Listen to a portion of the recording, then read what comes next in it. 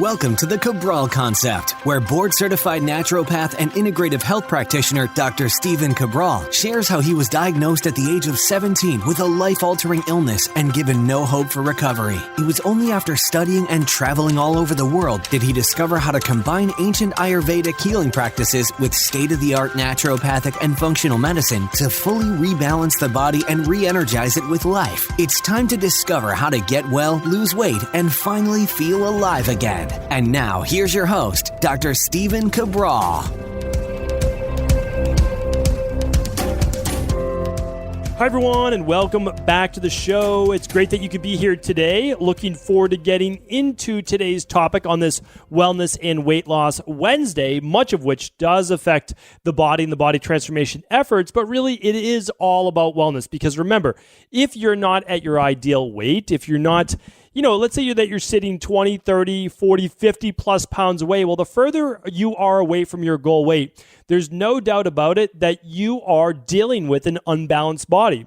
You're dealing with some level of inflammation. And the truth is that the further you get away from your ideal body weight, the further you are away from overall health. And that's actually the topic for tomorrow's show. So I hope you check it out tomorrow's show as well. I'll be taking you through essentially the model that I've been using for over a decade now that really has been successful for everyday people looking to transform their body and their health. Today, what I want to do is I want to share with you, well, it's not the top 21, but it's the 21 most common reasons that I've seen in my practice for inflammation. So we know that inflammation is absolutely indicated in over 90% of all disease. And I'm still waiting for someone to show me really the 10% of disease where there isn't inflammation, because inflammation, no doubt about it, is part of every type of disease. Whether you're looking at dementia or Alzheimer's, whether you're looking at cardiovascular disease, whether you're looking at high blood pressure, type 2 diabetes, etc. So inflammation is an imbalance in an immune response in the body. Not just immunity, because there can be other factors as well, but there's an imbalance in the body. Now, we know that the imbalance doesn't happen for just no reason at all, right? The body's not messing up. It's actually reacting to some type of stimulus in the environment outside of us. We'll refer to that today as an exotoxin, or inside of us, and we'll refer to that as an endotoxin. It doesn't have to be the word toxicity, but just think of it as an outside pathogen or invader, or something that's created within the body as well. And so I'll be sharing that with you today, but just know that your body can be affected by outside influences as well as inside influences as well. And so again, spoke about that and kind of talked about how stress lowers immunity back on episode 1544. I talked about how toxins enter your body, and that was on episode 1546. So even in just the last couple of weeks, we've really gone over a lot about inflammation, and that's because it's such an important topic. And the reason why I feel like I want to continue to talk about it and cover it is because people still believe that they need to address the inflammation in their body by using a lot of herbal-based products, et cetera, whether it's a cream or whether it's internal supplement. And it's not that I'm against those. I'm not against turmeric or bromelain or boswellia, Indian frankincense. I'm not against proteolytic enzymes. I use them in my practice. I think they're great. Curcumin, et cetera, right? I could go on and on. They're fantastic. They've been used in Ayurvedic medicine for the past 6,000 years plus, and they've been used now in modern day state-of-the-art based orthomolecular medicine as well. So it's not that I don't believe in them. Of course, I do. However, I am not interested truly in treating inflammation. And that's because when you look at natural health, you don't treat any disease, you don't cure any disease, you don't diagnose any disease. It's because if you follow that model, you're following a conventional medicine-based model. And so this is basically a call to a lot of the new graduated naturopathic doctors out there as well, is you don't want to treat a symptom as well. You don't want to treat inflammation. Inflammation is a symptom, okay? Now, it's a strong symptom saying that something's wrong. And yes, a person could be suffering because of that inflammation. So there's two ways to work on it. And we'll be talking about that again more tomorrow. There's working on it in terms of actually looking at the inflammation itself and trying to alleviate the pain it is causing the individual wellness client or patient. No doubt about it. However, if you are not addressing the root cause as to why the inflammation is occurring in the short term, you will never help the client or patient long term. For example, I'm going to go over the 21 potential causes, and if you're not working on those, well, all you're really doing is working on symptoms. And again, naturopathic doctors And any type of functional medicine practitioner should not be working on the particular symptom. They should be looking at the underlying root causes of dis-ease in the body. Remember, the body can heal itself. There is no doctor in the world that heals disease. If you believe that you do that, then you have to kind of step back, take a deep breath, understand, yes, you are very knowledgeable, all of those things. However, your job is to simply put your patient or client's body in the position to heal itself. And that means removing a lot of these inflammatory triggers and also replacing a lot of the deficiencies that the patient or client has. That's your job. And it's not an easy job, but you can do it. And that is how you help patients heal themselves. Okay, so now let's look at those top 21 issues that I've seen lead to inflammation in my practice. Okay, so these are in no particular order. The first one is not more important than the last one. But number one is this. There are many people out there dealing with heavy metal toxicity. Now, here's the issue. In conventional medicine, if it's not lead poisoning, we almost never talk about it, right? That's the big one. Lead poisoning, do you have lead poisoning? You don't? Okay, well, then it's okay. Well, a little mercury still causes inflammation. A little aluminum still causes inflammation. So we have to keep in mind that many people are dealing with higher levels of copper, higher levels of mercury, higher levels of aluminum, and other toxins as well. I'm not going to refer to this every single time, but all of these things can be tested right at home. They honestly can, and it is your right as a human being to be able to get these lab tests, okay? If your doctor says that you can't run them, you can go to see another doctor. That's the truth, okay? That is the truth. This is your body. It's your health. We all have to be health advocates for ourselves. You can run them with another local functional medicine doctor, a local naturopathic doctor, a local functional medicine practitioner, a local integrative health practitioner, or you can purchase them yourself online at equilibriumnutrition.com. It's up to you, however you want to do it, but you do have that option. Test for heavy metals. They create oxidation. They basically rust your body from the inside out, causing free radical damage. It will age you faster, create inflammation, create more water weight, and lead to a host of issues. All right. Number two is this. Remember, none of these I'm talking about in terms of disease. These 21 things all lead to dis-ease in the body, right? So there are many different factors, not just one. The second one and the third one I'm going to put together. That's low blood sugar, okay, or high blood sugar. Why low or high? Well, most people are dealing with high blood pressure, right? So we've got a lot of type 2 diabetes, okay? That's simply you take your glucometer out first thing in the morning, you test your blood sugar.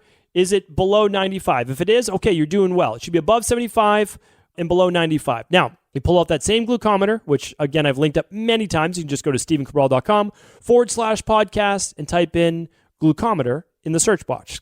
That is just GLUCOMETER, glucometer. And you'll see all sorts of different links for it. And it's very inexpensive, right? So test your fasting glucose. If it's above 100, well, we're starting to get in that warning area, right? That's like that yellow light change. Something needs to change. That's the warning signal. And a red light is above 126. 126 means if you haven't already been diagnosed with type 2 diabetes, with also a hemoglobin A1C over 5.7, well, you're moving in that direction, right? So we don't want high blood sugar. It's going to create advanced glycation end products, advanced aging of the body. It will start to wear your body down, okay? It's implicated with Alzheimer's, which we're calling type 3 diabetes. So you don't want that. And low blood sugar, well, low blood sugar isn't great either. Because if you drop low into hypoglycemia, like a lot of ectomorphs do, and especially ectomorphs that are following keto-based diets, ectomorphs that are following low-carb diets, very dangerous, right? So you're following or you're dropping into low blood sugar, and then all of a sudden your body signals the alarm. We have low blood sugar. We have low blood sugar. What do? Well, we produce more cortisol, right? We produce more glucocorticoids in the body. That allows us to break down stored glycogen. But we don't do that until we actually boost those cortisol levels first. So we don't want that, okay? All of these things cause stress. Stress typically causes inflammation. Number 4 is this. Polyunsaturated fats. Polyunsaturated fats, well, what are polyunsaturated fats? They are dangerous mainly when oxidized or cooked. Polyunsaturated fats that have not been oxidized are not overly dangerous if not consumed in large amounts. I want to repeat that. Polyunsaturated fats by themselves, found in nuts and fish and other things like that, are not dangerous unless consumed in large amounts or oxidized, broken down. Like a vegetable oil, not a great saturated fat. Eating some fish, good saturated fat, healthy for those omega-3s. Polyunsaturated fats and nuts can be very healthy. So again, we kind of lump things together. All polyunsaturated fats are bad. Bad, yes, when taken in too much. Polyunsaturated fats are actually needed for the cell membrane. And I'm going to share this little tidbit with you in a second, but they actually help lower endotoxins in the body. We'll talk about that. Now, so you don't want too many, right? You certainly don't want too many, and you don't want all of this vegetable oil out there. You don't want soybean oil. You don't want safflower oil. Cooked, like, because in Ayurveda, they use sunflower oil, they use safflower oil, but they're not heating them up, okay? So there's a big difference. It's a big difference. You don't want heated up fish oil either. You don't want certainly that, right? You want cold processed, you want the right extraction method, you want them triglyceride bound, and that's why you don't want to buy your fish oil at Costco or CVS or any drugstore with your toilet paper and toothpaste. You buy your toilet paper and toothpaste at a discount. You buy your supplements because they're being put in your body as you would anything else, right? Something that you want the highest quality. So here's the thing. Just like you don't want to overdo polyunsaturated fats, you don't want to overdo saturated fats. And not a lot of doctors and health practitioners like to talk about this. They're somewhat, I think, nervous to talk about it because that would somehow negate then all of the high saturated fat keto-based diets, right? Well, yes, that's why only a cyclical version of that could be healthy in the long run. Here's just a little research tidbit for you. Dietary fat, in particular, has been shown to increase postprandial endotoxemia. That means after you eat a meal, it increases more endotoxins in the body, oftentimes referred to as lipopolysaccharides. In 2013, a specific study demonstrated that meals rich in saturated fatty acids, this particular one was coconut oil, increased postprandial endotoxin level concentrations, while meals high in omega-3s and polyunsaturated fats, fish oils, lowered endotoxin levels by half. So we have an increase in a high saturated fat diet. We have a lowering of endotoxins and therefore inflammation in a higher omega-3. So just to let you know, I'm not saying saturated fats are bad. I'm saying too many saturated fats are bad. And that, again, it would take you months to go through all of the research on how not great a super high saturated fat diet is, okay? So 70% of your fat diet from fat and the majority coming from saturated fat, really bad idea, okay? Really unbalanced, really bad idea. Remember, and I'm going to have to save this for another show as well, but your cell membranes are made out of essentially soft fats and hard fats, right? We call it more of like polyunsaturated fat, let's put it that way, or saturated fat, okay? Then it's not exactly like that, but we've got softer fats, we've got sterols. Softer fats allow for this bilipid membrane, which just means two fatty layers. It allows nutrients to come in and it allows waste to come out. Well, when you have too many polyunsaturated fats, which are fats that you take in from your diet, they help make up your cell membranes, the cell membrane becomes too flimsy. So if you study bioregulatory medicine, you can actually look at this. And this is, again, that's why I'm preaching to IHPs and I'm preaching to naturopathic doctors. Do additional study after you graduate from school. Super important, right? You can't just kind of keep it at what you learned in school, which I find so many doctors do. And they say like, okay, well, that's it. I'm now good for life, right? But no, you have to do what's best for your patients as well, right? So here's the thing. Too many polyunsaturated fats leads to more of a dysaerobic or catabolic based cell membrane. And what happens is this. So you basically have too much oxidation happening. And then if you take in too many saturated fats, not right away, it's a period of about 4 months, right, for those cell membranes to turn over. High saturated diet for more than 4 months, we could have an issue. And what happens is those saturated fats then lead to more of an anaerobic into more of an anabolic-based environment in the cell where not enough O2 can get in, not enough waste can get out. And there's so many studies on this. So I just want to share that with you.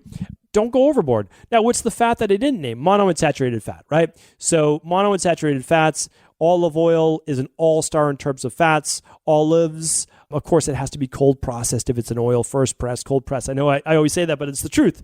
Avocados, all of those are great. If you like some nuts, macadamia nuts can be great. Okay. Next one is this, because all of these could be their own topic for a show. And if you want it to be its own topic for a show, let me know right on over at Instagram. Just my name, Stephen Cabral, Stephen with a PH. Let me know which one you would love to be turned into a full show that you want to hear more about. And I will be happy to do that because this show is all about you. It really is. Educating our community at large about true health. That's what it's all about. All right. Number 6 is this. People that sleep less than 7 hours a night. Well, if you sleep less than 7 hours a night, it's going to be a big problem in terms of rejuvenation. Removing a lot of these toxins and actually decreasing inflammation. Those people that sleep less than 7 hours to 6 hours a night end up with higher levels of fasting glucose. They end up with higher levels of inflammation.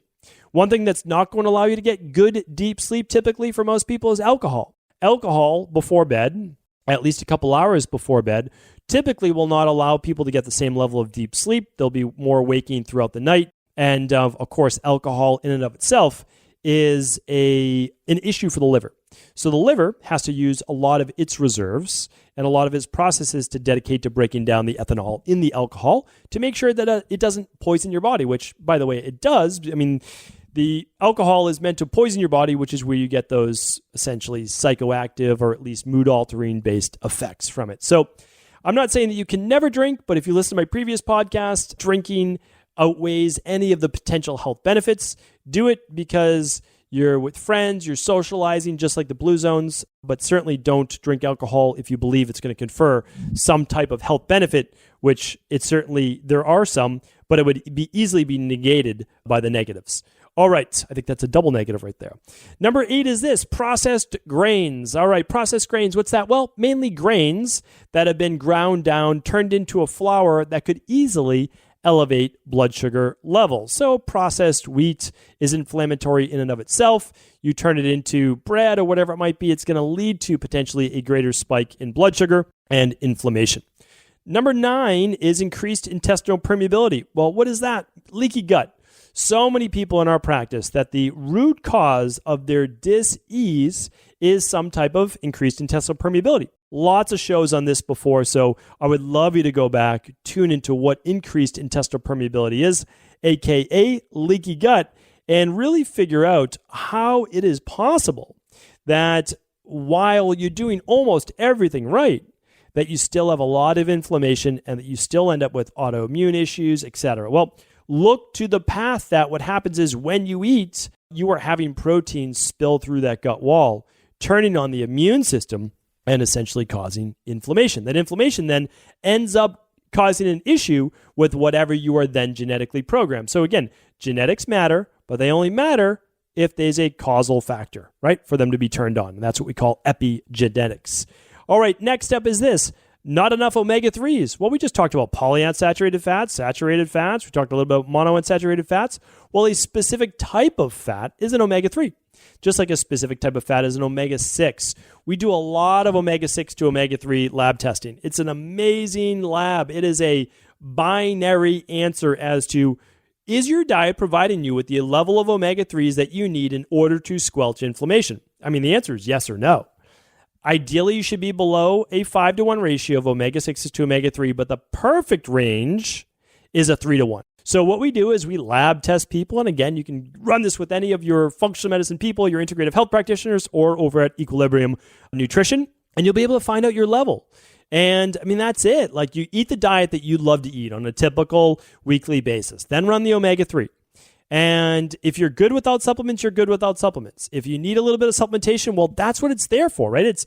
Supplements are there to supplement a healthy diet. You eat a healthy diet, but it's not enough, right? Okay, so then you add in a little bit of supplementation. So that's the easiest way to do it. And it's the most scientific way. There's no need to guess. There honestly, in 2020, and I know people will be listening to this in 2025, but there's no need to guess. There's absolutely no need to guess anymore, right? We can figure it out through advanced lab testing, and you can do it right at home. I mean, that's the amazing thing about that. I mean, I was doing this 20 years ago, not as a practitioner, but as a patient. And that's how I finally figured out how to get well, because my blood work was not enough. My blood work was not giving me the answers. It wasn't. It didn't show me what was off. So that's where you have to look deeper. Okay, number 11 is low antioxidant levels. Well, what is that? Well, that's your vitamin C's, your vitamin E's, and a lot of other things. Well, antioxidants squelch oxidation. So we'll be talking about this in just a moment, but let's say that you're doing a ton of exercise. Well, that's great, but you're creating a lot of oxidation, a lot of free radicals in the body. And what if you're eating, let's say 5-6 meals a day? Well, you're going to create more oxidation, right? Again, these things happen naturally in the body, and that's okay as long as you have enough antioxidants in order to boost the immune system and squelch free radicals, right? Because antioxidants provide that extra electron to be able to shuttle these free radicals right out of the body. Okay? Just as nature intended, 7 to 9 servings of fruits and veggies every day, maybe a little extra vitamin C in your diet, and then, of course, you can get all the other great nutrients as well through something like a daily activated multivitamin or a daily nutritional support or a daily fruit and vegetable blend. All of those are great. All right, now, number 12 is this, low vitamins. I'm talking specifically like the low B vitamins. If you have low vitamin E, we just kind of chatted about that, low vitamin D. All of these things imbalance the immune system. B vitamins help deal with stress. They help convert carbohydrates to energy. They help for cellular function. They're really important, especially for the nervous system. And vitamin D, well, we used to think it was over 300 processes in the body. Now we know vitamin D is responsible for over 500 or part of 500 different processes in the body. Same with something like magnesium, over 300 processes in the body minimum. And then there is the anabolic mineral zinc. And remember, zinc is that mineral that helps the immune system. It helps tissue repair. It helps gut function. I mean, it is crucial if you want to rejuvenate the body and also help to balance the immune system. Now, just like anything, when you overdo it, it can actually have a detrimental effect.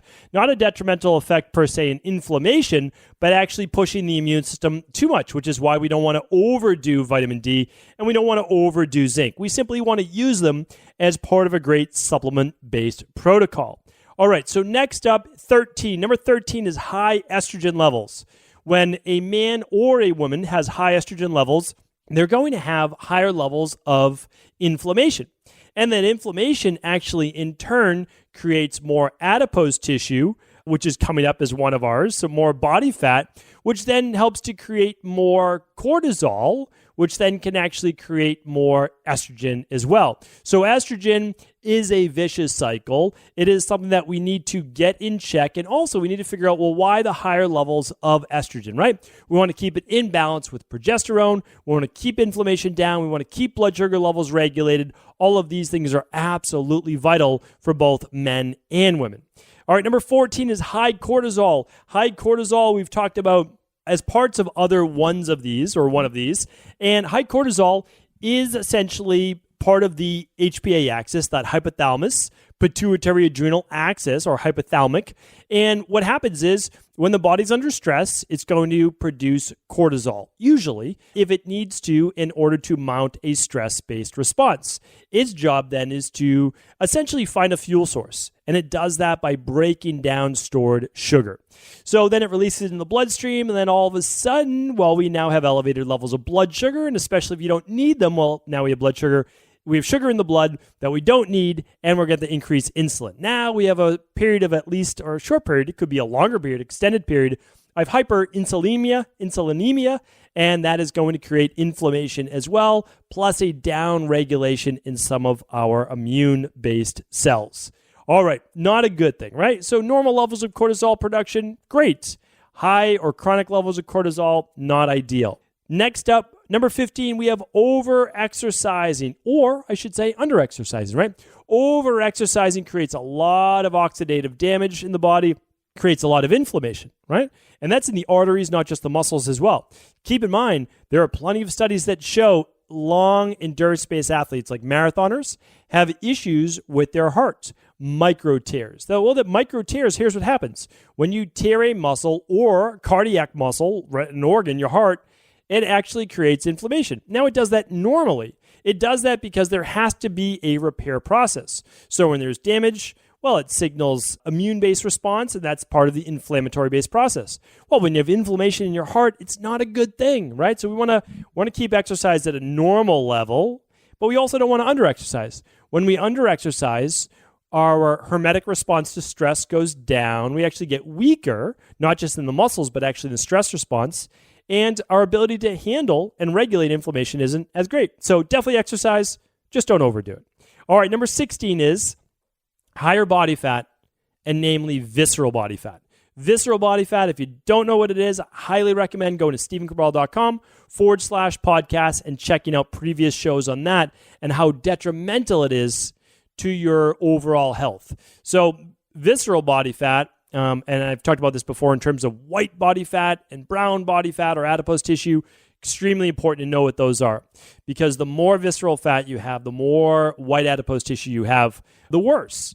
and that's a fat that surrounds the organs. It's not as thermogenic. It doesn't burn as many calories and creates a lot more inflammation. So you can target that body fat, believe it or not. You can do it with specific types of exercise. You can do it with specific types of nutrition. So check out those shows on lowering that body fat and adipose tissue, because remember, higher body fat also leads to higher estrogen and higher cortisol. We don't want that, especially with body fat around the midsection.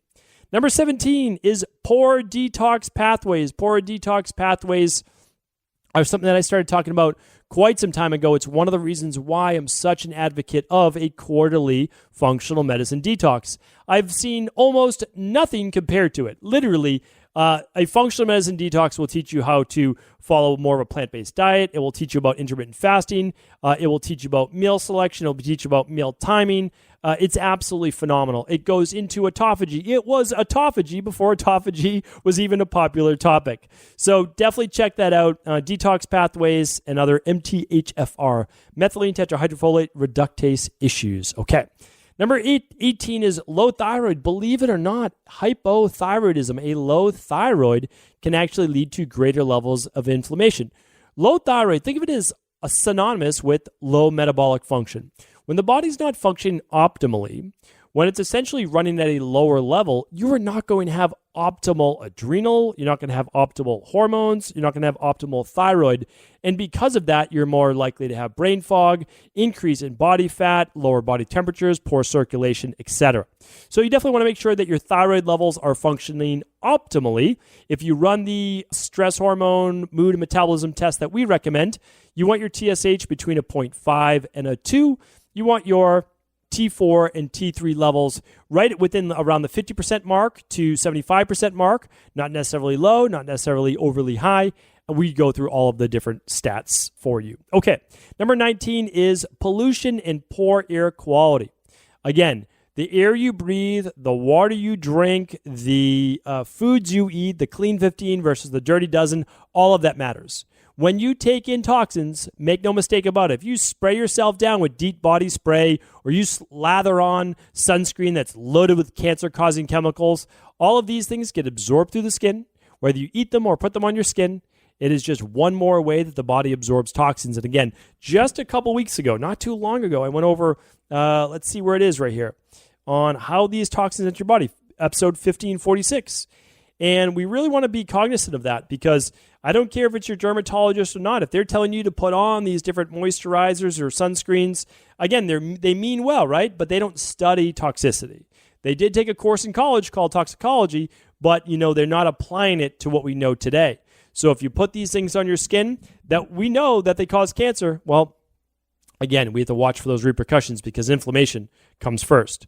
All right, number 20 is oral hygiene. This means if you have inflammation of the gums, if you have periodontal disease, if you don't brush at least twice a day, if you don't floss your teeth, if you don't do any oil pulling, if you have mercury amalgams in your mouth, any of these things and more can cause poor oral hygiene, and it can lead to inflammation of the mouth, right? Too much anaerobic bacteria. So I did a whole show on good oral hygiene and everything you need to know about your teeth and biological dentists. So definitely go back, check that out. If you ever have any questions as to which show it might be, well, you can search it at stephencabral.com/podcast, or you can ask the community and our health coaches at cabralsupportgroup.com, which is simply our free Facebook group. Again, we're here to help. Today's show is really an overview of all of these different things, and each one of them have had their own show. All right, the last one, number 21, is food sensitivities. And the reason why I put this one last, I wanted to go over it. Again, there's no one that's more important than another, but food sensitivities, it's because people are eating eggs, and I'm not saying eggs are a bad food for you, but I'm saying that eggs are typically the second or third most common IgG food sensitivity. So it doesn't mean that everyone has it, but some people do, especially those people that eat eggs quite often or have any type of increased intestinal permeability or any type of autoimmune-based issue, skin rash, etc. So this can be easily tested for, but the reason why I'm saying this is that there are many people eating healthy foods or so-called healthy foods that when they eat them, they are causing an inflammatory reaction a day or 2 or even 3 days later. It doesn't cause bloating. It doesn't cause anything immediately like hives, but a day or 2 days later causes stiffness or joint pain or brain fog or skin rashes or whatever it is, again, that you're more susceptible to in terms of inflammation or inflammaging.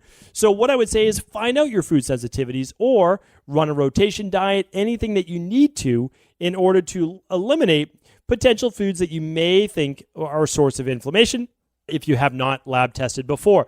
But these are all things that you can absolutely figure out. And remember, none of these inflammatory triggers are any more important than the other. They all add up. And it's no wonder why inflammation is implicated in 90% of all disease, right? Because all of these things start to add up, and they add up over every year of our life. And guess what? Well, we call that the rain barrel effect, right? Now, the nice thing is this.